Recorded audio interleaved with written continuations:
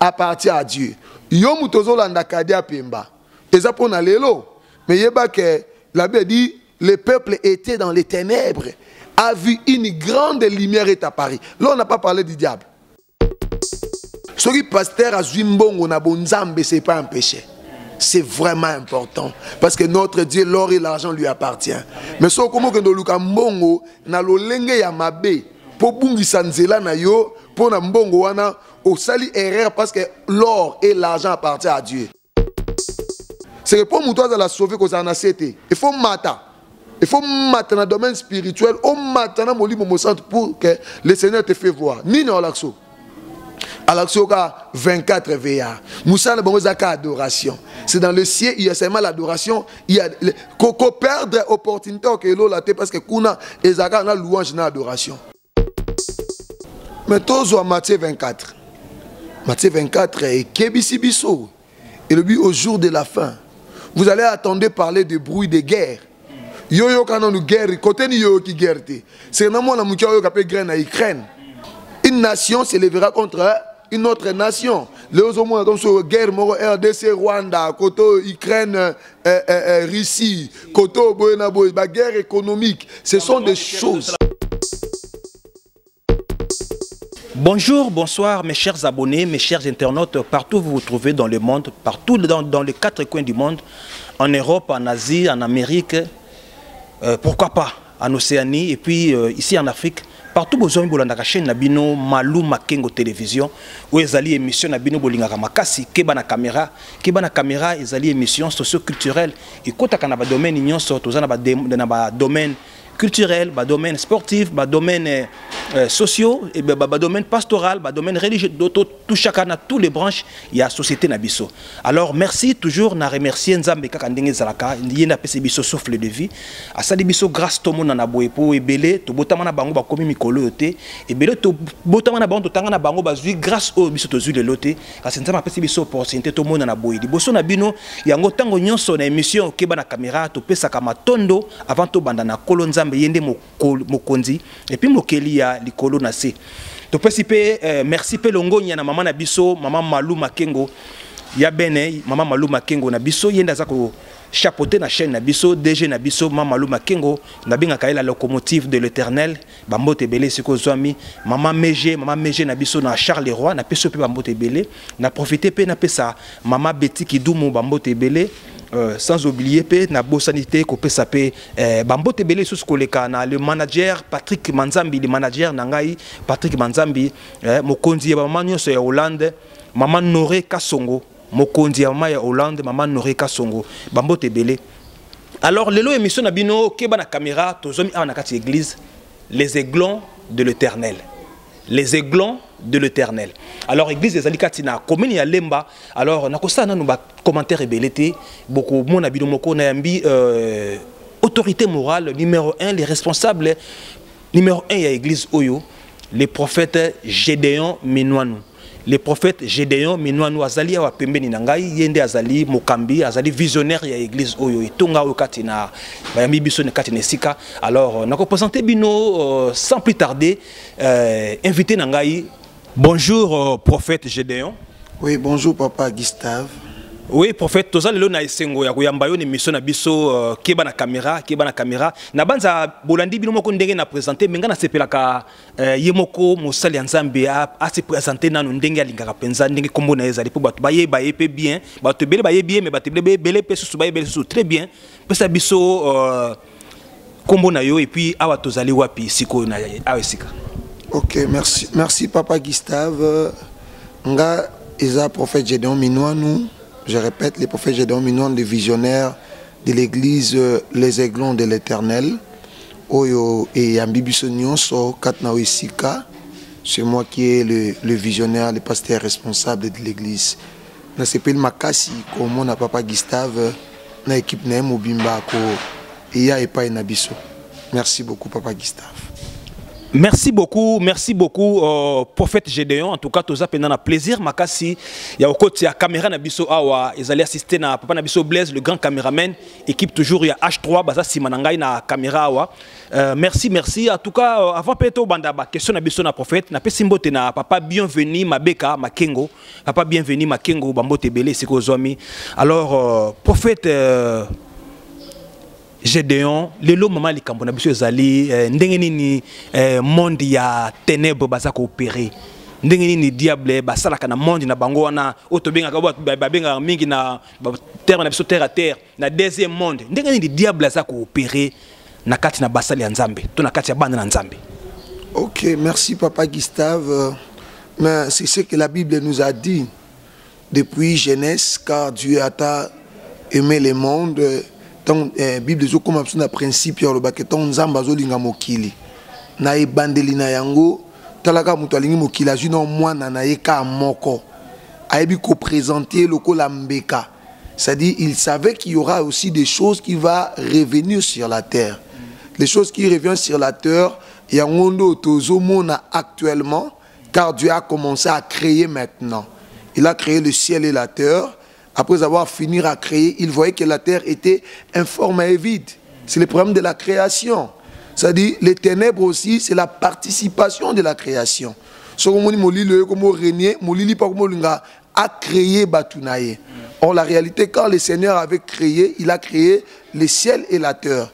Quand il voyait que la terre était informe et vide, et c'est Pélissi Nzamba a créé les ténèbres et la lumière.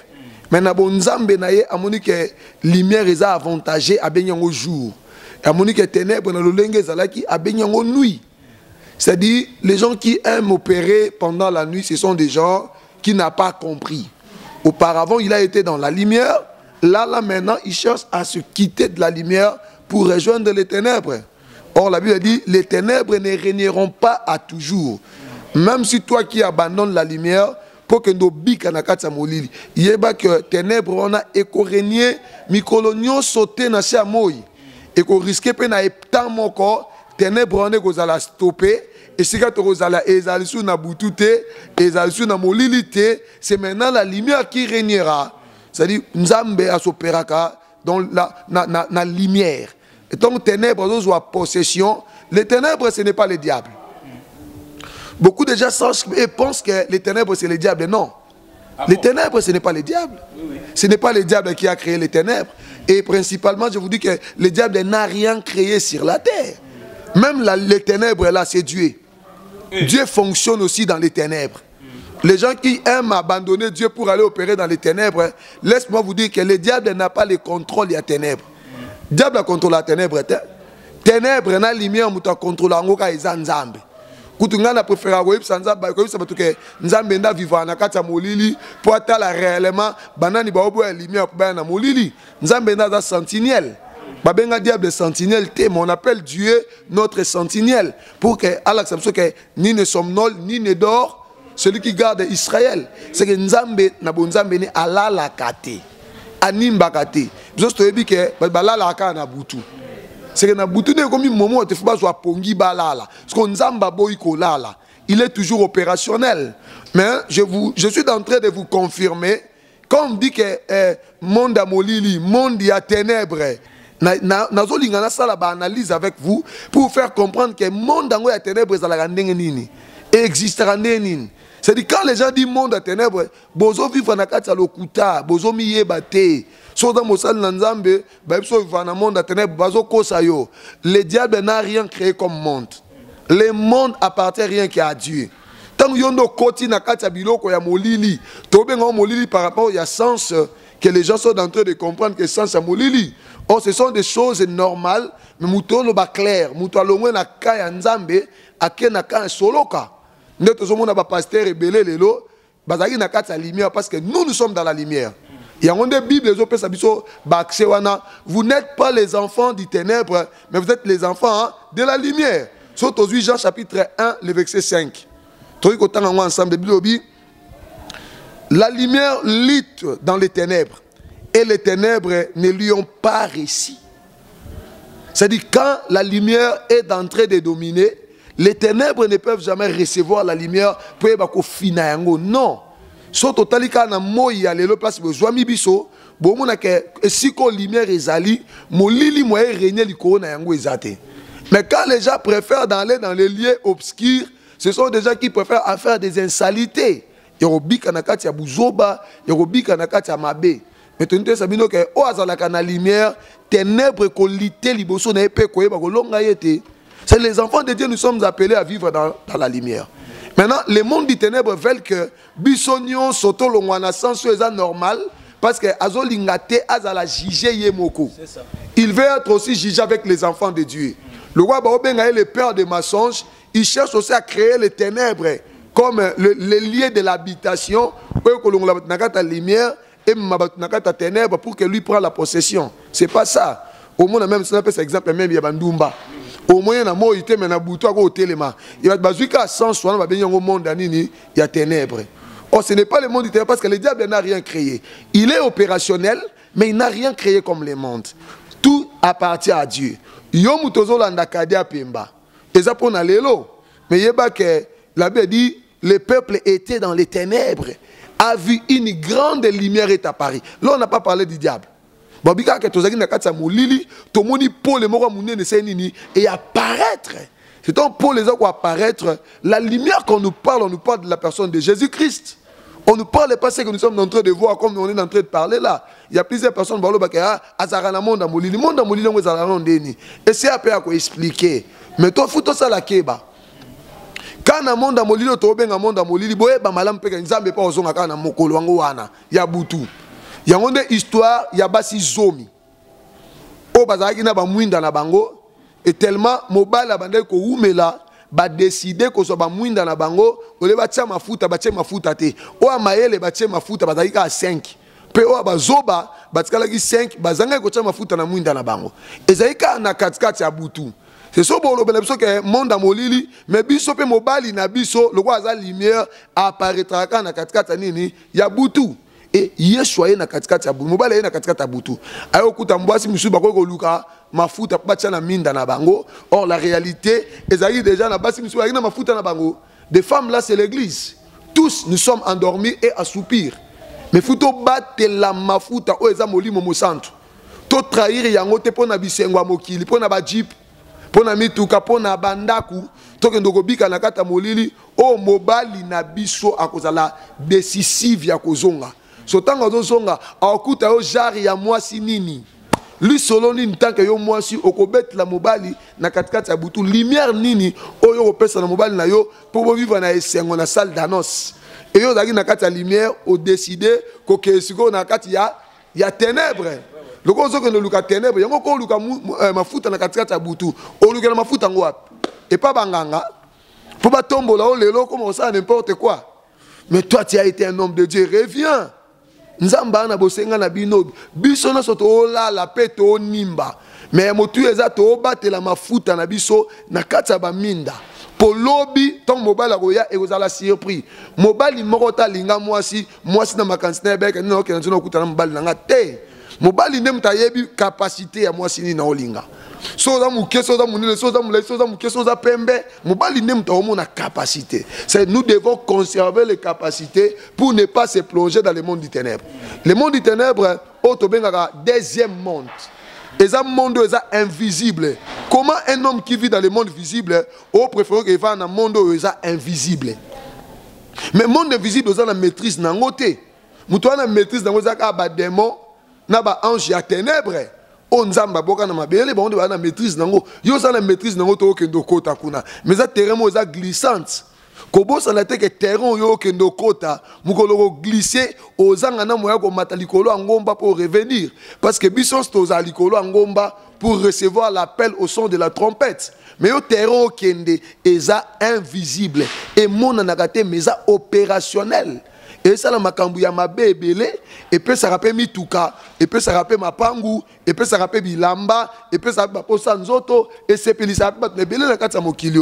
Mais yeba après ko sepela na yango et ko suke lo ndenge nini na kati ya monde yango loko eza monde molili okomona lumière côté nini pour yo moko préférer OK va na kati ya molili okomona lumière côté nini biso tana biso dans la temps ya prière place auto bouleversaka monde à molili mokonzi kutu ako vanda pendant 40 jours 40 nuits ba obise ke na butu mokonzi pa ke ndako l'opération ni ne funa sala ce soit va na mokolo butu pe jouer ka ne sika wana mais kana butu ngo wana kilia mutu a molili aye ngana on matin Kadia Pemba yaka selon Luc chapitre 4 ayaka et pas mokonzi na butu te ayaka na moi parce que ayaka le go nyoka nyoka yaka na butu te akotambola pe na moi azo siffler aota l'opération ni na ko sala et apesi ordre pas mokonzi abi e komami oko uta likolo ko na setango ko permettre na ba ange ba tombolo ba moliko c'est ezaki na moi c'est ayebaki pe bible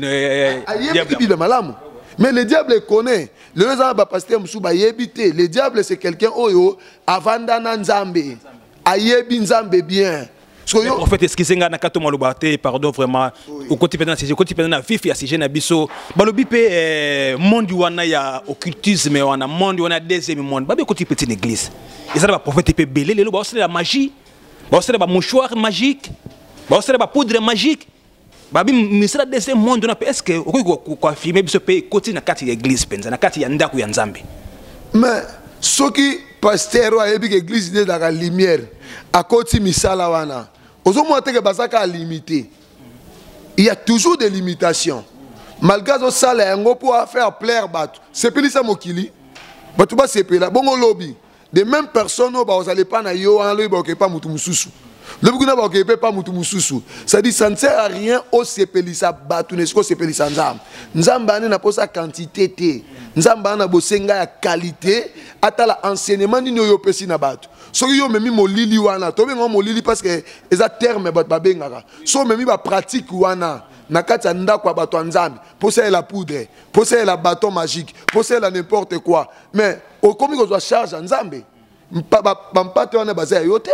Bampatona bazaya bato nzambe yo zo charge nzambe ndeni ko zo charge nzambe za ko se mettre dans la condamnation pire autant ko se mettre na kata condamnation pire yo monde mto ko faire risquer vie na yo parce que oluki o miboma et ozo ke na bango ba benga ngo courte joie ça dit tango ko mabongo mutu oza train tant de ko mo sala mabe yeba ke o ko se dérailler tango se dérailler peuple un peu se dérailler non parler par rapport à maîtrise.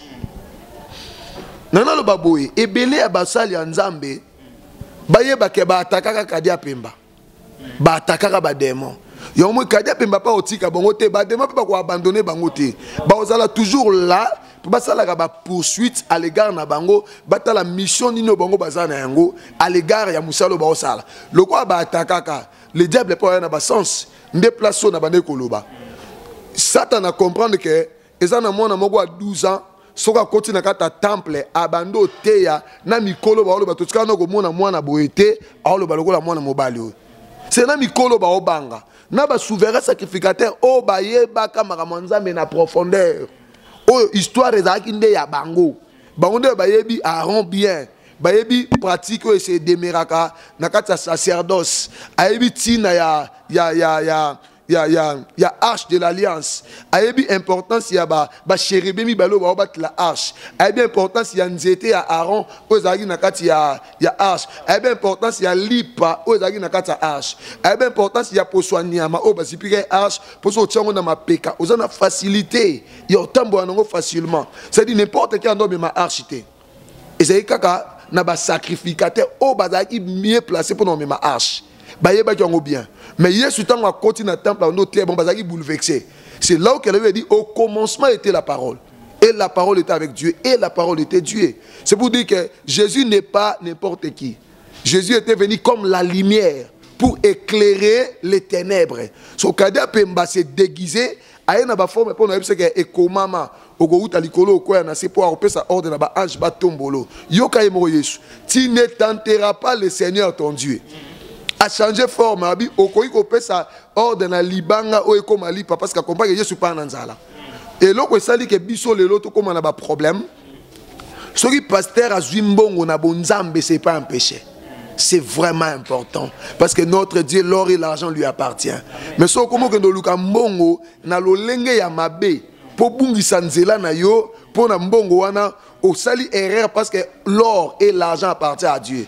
Quand on dit l'or, on voit la divinité. Quand on voit l'argent, on voit les rachats. C'est nous avons été rachetés. C'est-à-dire muta bomba rachat, muta comme ils sont riches, milliardaires azali. Toi tu cherches de lui abandonner pour que le Lucas, muta comme ça yo multimilliardaire mais il est en train de te détruire. Après ce koto a bombé liombeli pour la destruction, pour na bisengo ya réseaux sociaux, pour na bisengo ya mokili, pour na mutuka ya grave, pour mokili talayo. Mais yango yeso aboyaka. Abi l'homme ne vivra pas de pain seulement. Parce qu'il avait compris que je suis le pain de vie. Le même lit par où il y a arche, tant que le bongo la yango, Yesu a compris que son peuple Israël balé à lit par ngam na beton le wambula. Bon mouton a bisa ngam lit pandeni. Yoka mouton a bisa bi ekomama soko gumba melinga na opeso biloko nyoso mona. Yoka abi toko gumba melakaka Yahweh yemoko. C'est que kaka Yahweh ne mta mérita adoration, ya mbongo, ya vie, c'est toujours Yahweh. Et ce qui est pasteur, au commis qu'on s'est décidé qu'on s'est déraillé dans là pour l'andanzela ya molili, monde wana ya ténèbres, qu'on s'est glissé, lobo zana banzimi wana te. Lobitango ke na jugement zana bangote. Il y a solo vraiment prophète Gédéon en tout cas quand ici dans mozindo apena donc Matéa, bozoka Matéa boyenil par ailleurs. Vous s'abonnez toujours à la chaîne Oyo Malou Makengo Télévision, Malou Makengo Télévision. Vous avez maté à Bouénon, donc nul par ailleurs, dans Maté à Péné qui toko dans la chaîne Nabiso. Alors, prophète Gédéon, nous avons Mutuna Oyo. Mais tout le monde il est là, pasteur révélé puis Moulanda. Moi, bah sentiment on est à Mokili. Tout le monde a pu pasteur, bah continuer ma caméra bastade, qu'on bête rappeler na bastade, à linguer à ça la plein. Donc tout le monde a vu à Mokili. Est-ce que bastade yanzamba peut qu'on envier, bah biloko ba mission mondaine baso sala. Quand on a un bastade, quand on a plein, on a l'église. Mais c'est notre domaine. Quand on a un stade, c'est notre domaine. Parce que nous sommes appelés à évangéliser. Les campagnes de l'évangélisation, c'est à nous. C'est souvent ministère qui est la campagne, mais ils sont évangéliques. Parce que le diable aussi cherche à racheter les gens et à racheter bon andeni. Ozana batunae. C'est-à-dire, mutumo ta roko na samoy akeluka ko arracher sans pourtant zanga batu. On a mis tout comme na moment ivré na bleu. Biso basala nzambe to luka sko ba bleu. Pour ivré pezali to ko la biso ensemble photo luka to yebana. Yo mission mo kilo linga yemba atondi sa stade na ye. Biso pe tant que bana nzambe to ke na domaine évangélique. To témoigner bon nzambe o ezakati na biso. Na pesa net exemple ya papa qui jamais na Kibila. Tango daki na stade de martyr. On a vu à combien on a amené des maladies. Il y a des babeli wana babiki. Mais musiciens ni mokili autant que dagi na bino na kata stade abiki c'est mobile. Tango oyemba. Bango ba musuba okufa na stade. Voilà. Mais plusieurs personnes bakufi. Mais oya biso au moins moni mutakufi te. Tu as vu le contraire, ba na botauti mama ye mon l'amène. Papa Gizami na beli nzambe na ye, nzamba manifester loboko na ye. Et là on a okumisa nzambe za que il s'est fait 10 ans na mboko yo. Tout le monde a le sous ma campagne. Et le côté tombé on voit la campagne et koufaki nakati mboko. Ça dit biso côté nakati ya kidiba. On ne prenait plus encore le temps d'évangéliser, mais je vous rassure, ceux qui m'ont s'est réveillé et l'acception que nzamba linga zonga. Pour nzamba linga ke bisika nyoso yo sangomalamu parce que bazali sangomalamu fait kota. Pour me la jugement tout na bango, mais yo karali loba. Papa mutumso papa Gustave mutumso bakena na yokai na ngote na ba tele bande ndenge litsango malamu ekometi na porte ndako na ye nde campagne moko salama liboso net dernièrement na uti koza na campagne. Oui, tout le monde va fiche dans le belango pasteur, tout le belango tout le belango prophète dans monde déjà va fiche à campagne monene. Maintenant qui au côté si j'ai mon pays là qui parmi ba si j'ai to bongo saki olobi ke to komi na tango asuka ba bilembo to zo mona oyo ya ba monde ténèbres ndek mi coopérer et komi na tango est-ce que to komi pendant na tango ya suka réellement pour ba to na tango asuka ngo sa ndenge ni ba to na ka vie ça normal to zo fêter to zo la to la muka mukile zo kende. Est-ce que to komi pendant na tango ya suka wa bien le temps de la fin. Ce qui oui. Ce qui est allé oui. Quelles sont les preuves? Ni les réceptions que tu commis réellement dans ton yasuka. Mais tous Matthieu 24. Matthieu 24 est Kebisi Bisso. Et le but au jour de la fin. Vous allez attendre parler de bruit de guerre. Yo quand nous guerre, côté ni yo qui guerre. C'est normalement la moukia yo qui guerre en Ukraine. Une nation s'élèvera contre une autre nation. Les hommes comme sur guerre RDC Rwanda, côté Ukraine Russie, côté la guerre économique, ce sont des choses. Na Maroc tu passes un message donc tu plus de 3000 hommes séisme, ça na Maroc plus de 3000 personnes va pour. Voilà. Mais Matthieu 24 à l'objet, vous allez entendre parler des bruits de guerre, des tremblements de terre. Tout participer à tremblement de terre, il y a Turquie. Combien de personnes d'autres perdent de l'eau dans Mokilio. C'est pour dire que nous sommes tous au monde. Yoka Bible. Tout ce que vous êtes en train de voir, c'est rien que le début des commencements des douleurs. C'est que nous sommes tout le monde dans sa moyi, au moni koto pasteur, au moni koto mutakala, au moni koto boy. Et ça quand début à commencement, il y a makambo il faut vivre. To vivre banzala. Et ça banzala musu to lo bagemboka, et ça biloko il faut vivre yango.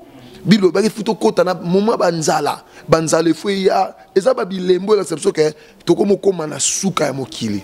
Et l'autre komo c'est là et ça ka trompette. Bato ba ko se sauver et ça ba David. David s'habitua na kobeta trompette, kobeta lindanda. Même na kata zamba, il est en train de sonner la flûte.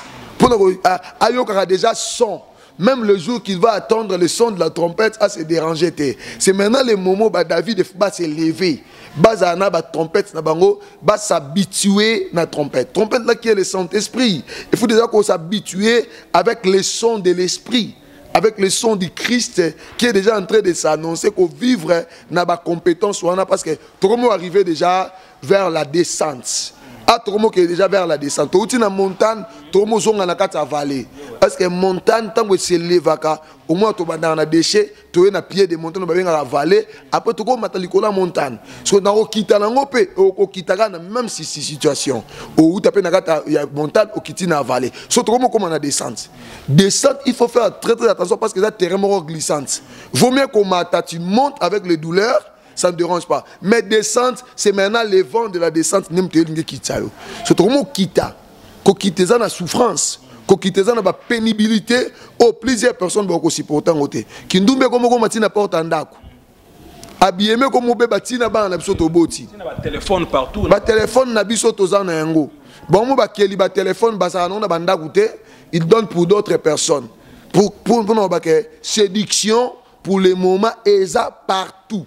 Biloko wana no so o Bible lobaki o Bible annonce biso yangonde basine papa zo téléphone no fongo la kota ka na internet bandaka na Facebook okomona biloko na no mona te ba otindelo ba insalité na téléphone tu n'as même pas l'endroit pour aller chercher biso na kala to boko la so bokomi 20 heures ba bengali bino na ciné ba bo bima e komi tanga ba papa réservé aux adultes. Réservons quand on a mikolo bino so ozongi na bandaku bana ba bakende ba papa ba okendo kota papa ba okota ba amouré ba okendo tala mais lelo lukelango wapi au moins un mois na 12 ans à un téléphone il voit déjà tout c'est-à-dire le mal est allé de partout au mutunyo so ebi que ça c'est mauvais et là on nzamba ndolinga na bonzambe ne pour qu'à revenir lokola ba signe et apparaître ba événement et apparaître ba séisme dernièrement entre France non mona zambe et la moto yango moro hélicoptère et lukanena ko boma yango mbule utobeta pendant 24 heures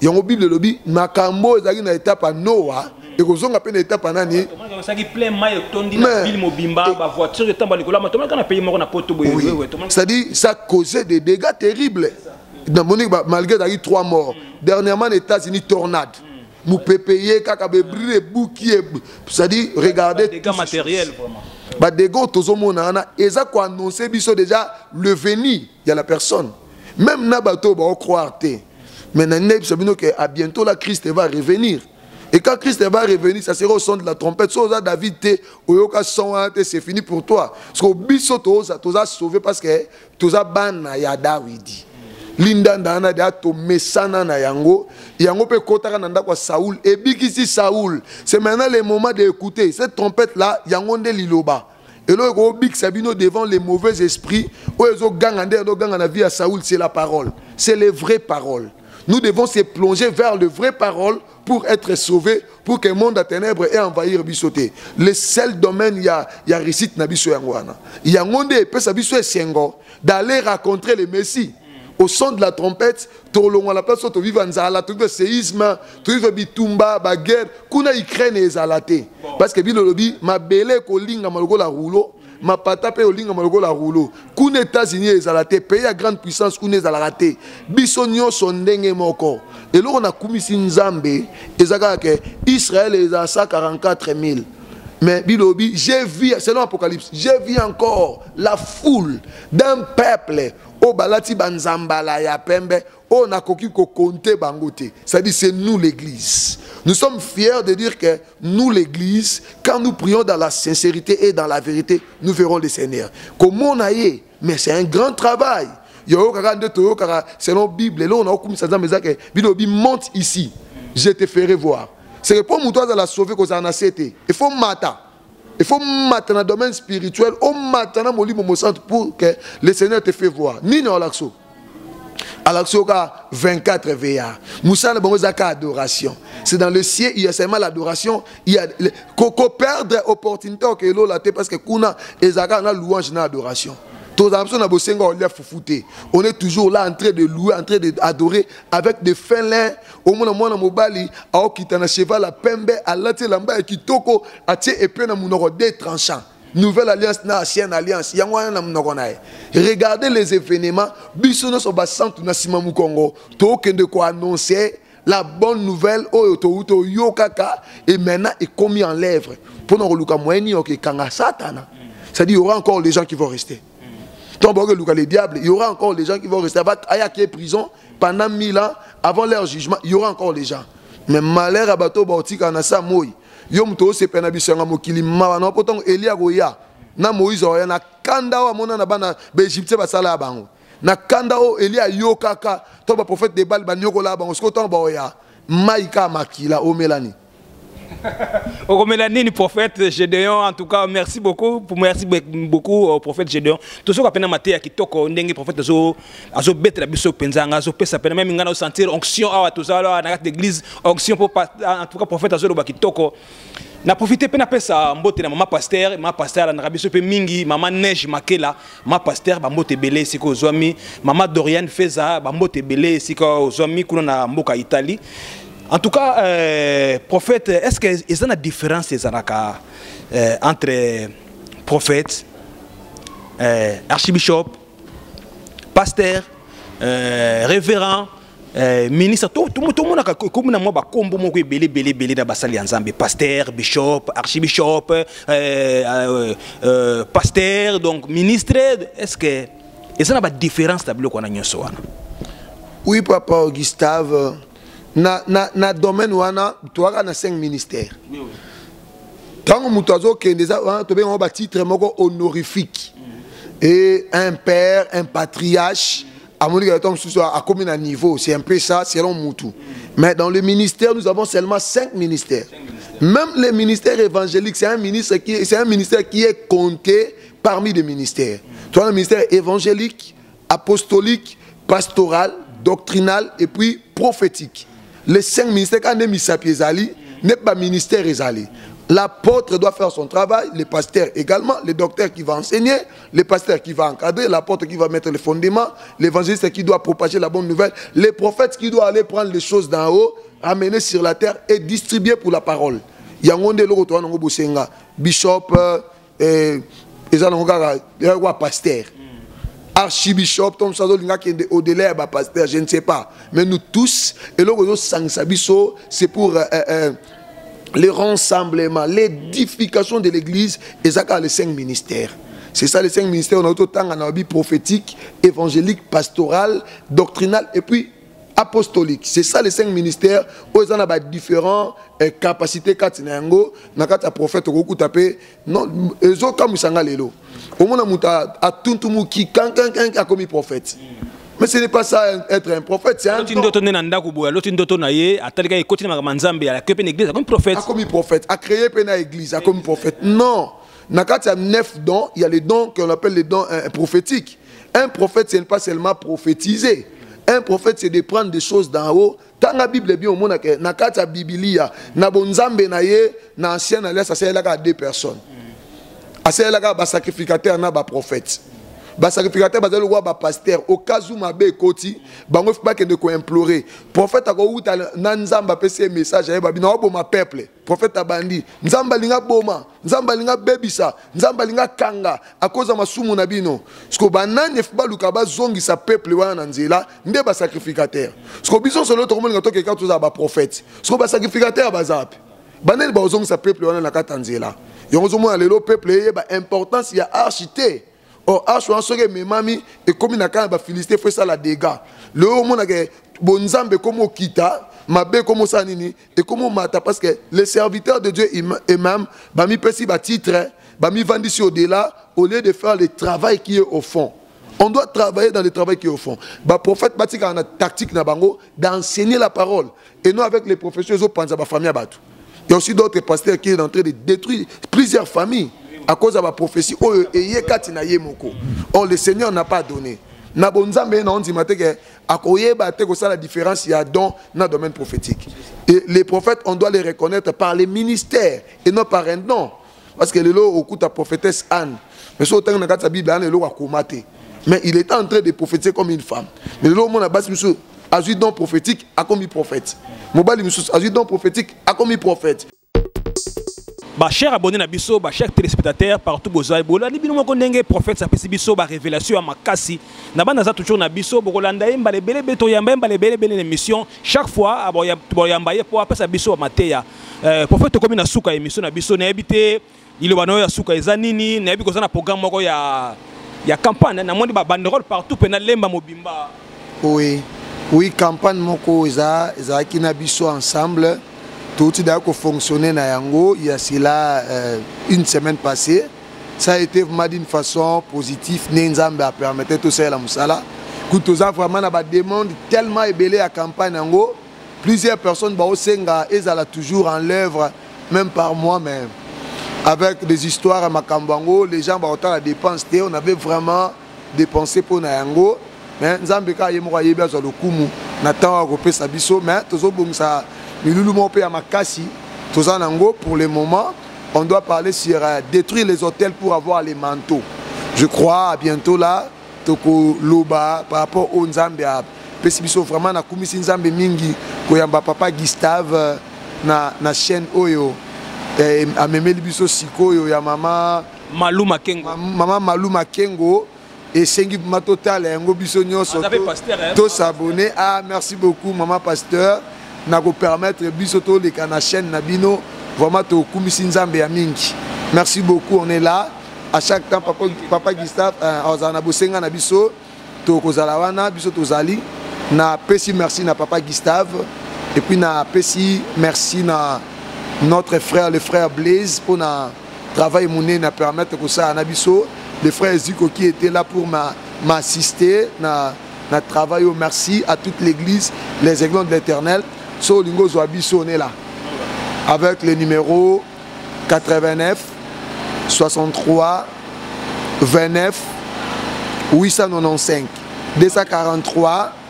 243 comme notre code 89 63 29 895. Là nous sommes là. Merci beaucoup. Merci beaucoup le prophète Gédéon Minouanou, merci beaucoup. En tout cas, boyambaki bino bomoni bino moko na émission na biso keba na caméra, ndento yambaki lelo le grand prophète de la nation, prophète Gédéon Minouanou. En tout cas, lelo ate biso pendant long et large. Tout ça na mitune belé to kotuna et to yambé di susu. En tout cas, restez toujours branché na chaîne na biso Maluma Kengo télévision. Na pesu su mbote ya suka na ya ngai Guibert Gibanza na Caroline du Nord, na mbote na mwasi na ye maman Geneviève Dibanza. Sans oublier Maman Noré Kassongo, Mokonzi ya Maman Nyonso ya Hollande, Maman Noré Kassongo, Patricia Timba l'italienne, Bambote Belé. Blaise, merci beaucoup na sima ya caméra, tozala ki wana sima bilili kitoko, image mafuta H3.